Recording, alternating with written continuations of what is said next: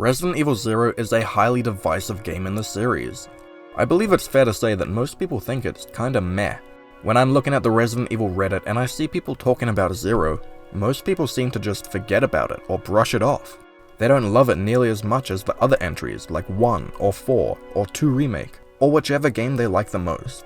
But also, the game isn't openly hated as much as the weaker entries like Resident Evil 5 and 6. RE0 seems to kind of just be perfectly in the middle. Nobody loves it. But I always thought this was strange, because when I played the game 3 years ago, I loved it. RE0 is currently up there with all of my other favorites in the franchise. It's been a little while since I played, so I don't remember much of the game at all. My memory when it comes to games I've played is horrific. It's so strange, as soon as I complete a game, all recollection of that game immediately exits my brain. So when I read all of these comments and posts dissing Resident Evil 0, it makes me wonder if the game is actually bad. Maybe I'm stupid and my dumb little monkey brain didn't realize the game was trash. So, me and you are about to replay it. Get comfy, get a cup of hot chocolate, and I'll take you through Resident Evil 0. I'm gonna reformulate my opinion of the game and see who was right all along, me or everybody else. The amount of things that I do remember is pretty small. I remember that in this game you control both Rebecca and Billy, and you can switch between them at will. Billy is a criminal of some kind, Rebecca is a STARS member, and this is all happening one day before the events of the first game. The main thing I remember is that Rebecca fucking sucks. She was my biggest cause of frustration because she is so paper thin and will die in 2 hits. A zombie will bite her and she'll go down to red from full health. I remember the first level is a train, and that maybe there's a bat boss fight. And after researching the game a little bit, I remembered something huge. I have no clue how I forgot about this. There are no item boxes. To manage your inventory, you have to drop items on the ground. If you want to get that item again, you have to walk back to where you dropped it and pick it up. I also heard online that this game is super hard. This is all the information that I have going into the game. But maybe when I start playing, it'll all come rushing back to me. We start the game in the train. Rebecca is on a mission searching for Billy the murderer. Then blah blah blah zombies appear. What? Rebecca finds Billy and they decide to cooperate to escape the dire situation they're in. I forgot how much I love the train. It's a nice small area to start the game in. You get to spend a short while getting used to the game before they chuck you into one of the massive areas with 10 different floors. The train is a good size and it's very linear. I'm not talking about the way you progress, I mean it is literally just a line. The beginning of this game is so fun. It teaches you really well how you have to use both characters to progress through parts of the game. There's a bit where Rebecca gets stuck in a little room and then you have to feed each other items through the dumbwaiter. You have to learn how to exchange items between your 2 protagonists, and also that sometimes you have to leave items behind and come pick them up later. The very first screen is pretty brutal compared to other games. You're immediately thrown into the middle of 3 zombies before you even know how to move the characters. I had no clue how to shoot the gun, so I got a little bit messed up there. There was this one scorpion boss fight which I accidentally started without realizing, so I didn't have my shotgun on me. I pumped all of my handgun ammo into this beast and then I ran out of bullets. I was pretty screwed, so I tried to just run away. And I didn't expect to be able to just leave. But when I re-entered the room, the boss was gone and I could progress. That was weird. I guess you don't have to kill the scorpion. I wish I knew that before I used every last one of my bullets. But yeah, I love the train. It's one of my favorite areas in any Resident Evil game. After the train crashes, you enter the training facility through the sewers. This area is basically the mansion of Resident Evil 0, a huge building with a main foyer connecting lots of rooms on multiple floors. I like the main foyer in this area because it's a nice little safe place for you to relax in between adventuring through the training facility. It's like the hub, and it's not that far away no matter where you go, which makes it a convenient place to dump all of your items. Or it would be, if there wasn't a stupid item limit in each room. I'm sure they did it because of technical limitations on the GameCube or whatever, but this is a 2016 remaster. Surely they could have handled having more items in each room. I have so much junk that I want to store, and sometimes I gotta be like, oop, let me walk into the next room and drop this. Cool, now I gotta walk back through the door and watch the animation all over again.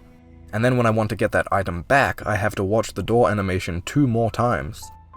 This game has a lot of inventory management and carrying items around. The lack of item boxes means you spend a lot of the game in the inventory screen trying to carry everything you need, dropping stuff on the ground, exchanging things between characters.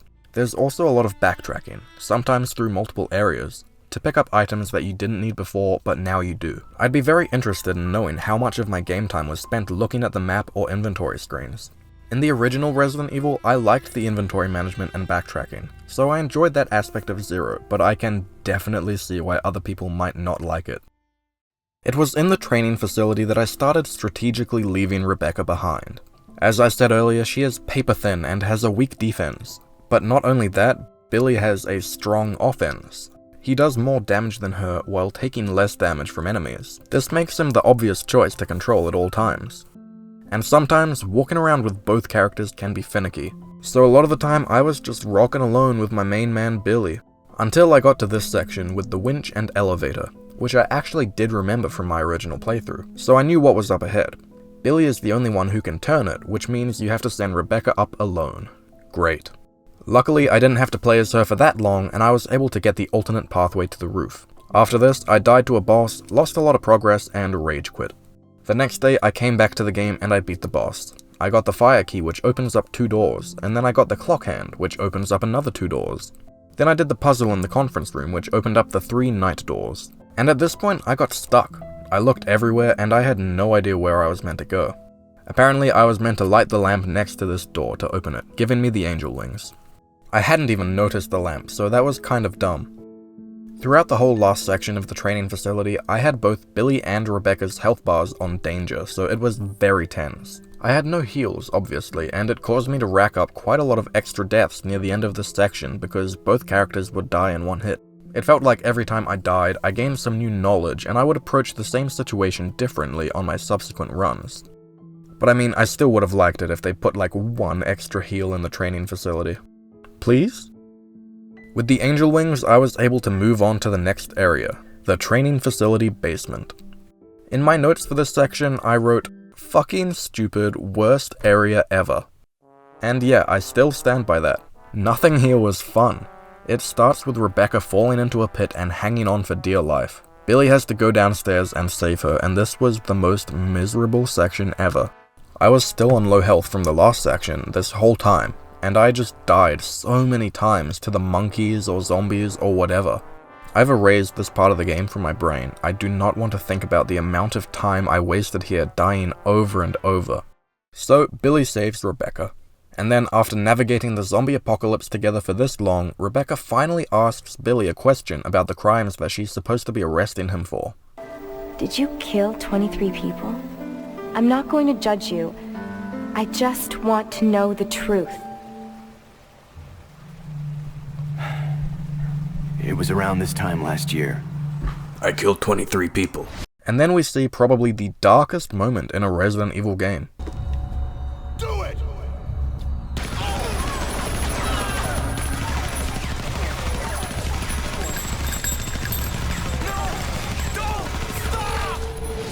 What the fuck? So yeah, this entire area was miserable and I hated it all.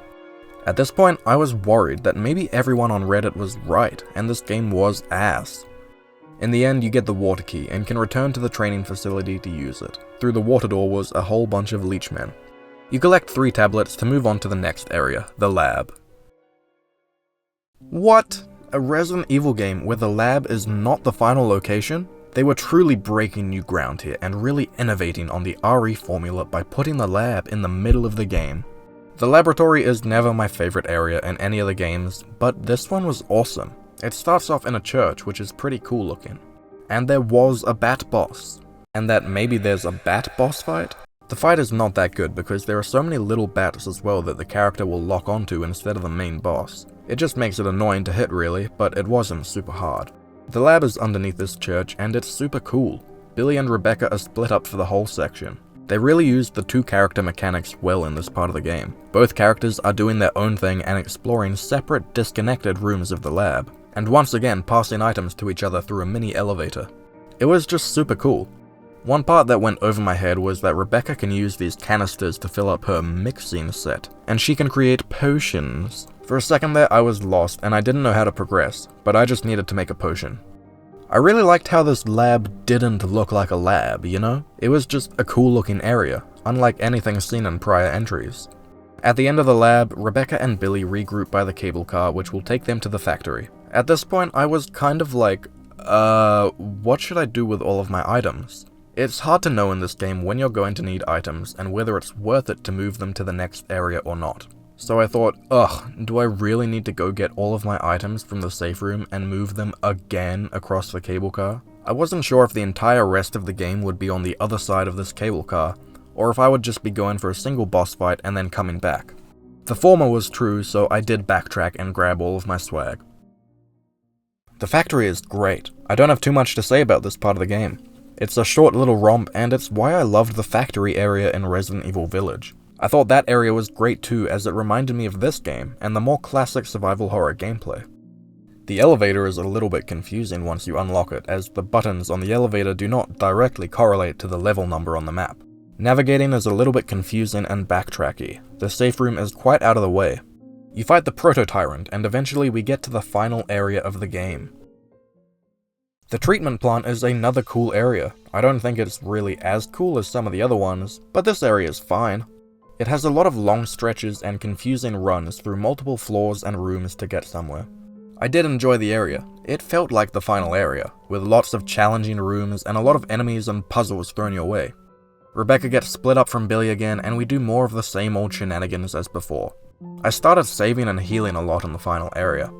The middle of the game was a real rough patch for me. I had both characters on danger for an insanely long stretch of gameplay, but in this final area they give you so many heals, it was great. And since I knew it was the final area, I just saved a lot, because I had all of these spare ink ribbons. In the last little bit of gameplay, I went fuck it, and I just started using all of my special ammo to kill enemies instead of running past them, because I had so much ammo saved up. All of my resource management in the beginning had left me stacked, and I was cashing out all of my winnings. On my way to the final boss, a frog ate me whole. I just thought that was funny. Then you fight the Queen Leech. It's not super hard, but the classic Resident Evil bosses are never extremely difficult. You don't have to learn their moves or dodge their complex attacks. The boss fights serve as a checkpoint for the player. They're basically just checking, hey, have you been conserving enough ammo? And if you haven't, you'll be screwed. But if you've been barely surviving through the main game to keep all of those precious magnum bullets and grenades, then the boss will be a cakewalk. You dump all of your ammo into them and the fight will end in like 10 seconds.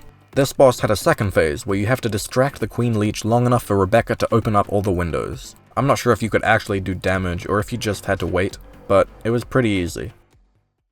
And then we finally escape the nightmare. I really like the ending cutscenes to this game. Billy and Rebecca look over the mansion from the first game as the sun rises. Then they go their separate ways. Billy Cohen is officially dead, assumed to be killed by a zombie or something, and Rebecca doesn't arrest him. After what they've been through, these two are besties. So, after revisiting Resident Evil 0, is it still a good game? Yeah. I stand by my original opinion and I love this game.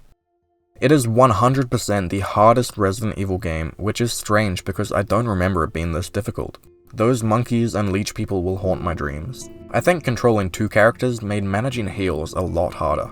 That middle section of the game where I had both characters on red health for a really long time was not super fun. The basement definitely sucked a lot, but my overall experience with this game was amazing. I love the classic RE games more than anything else. The game takes all of the aspects of the classic games, resource management, backtracking, confusing maps, and then it amplifies everything. This made the game a lot harder, but it also made it a lot more methodical. The first playthrough of this game at least is a lot of planning, standing in the main foyer trying to figure out where to go next, who to bring, what weapons to take with you, finding the most optimal route to get there. And I love that. The inventory management and backtracking through familiar locations were my favorite parts of the first games. So for me, RE0 was awesome. It was like a more challenging version of Resident Evil 1. However, I can totally see how these aspects would be a turn-off for a lot of other players. It interrupts the gameplay a lot and can get in the way of the fun stuff. Now, I do understand why people online comment about how they didn't like this game. I admit, sometimes having to drop items on the ground or backtrack really far to transport your loot was rather annoying, especially near the tail end of the game. But overall, I love Resident Evil 0 and I had a blast replaying it. Let me know what you think of this game in the comments below. If you want to hear me talk some more about video games in the future, then consider subscribing. Thank you for watching.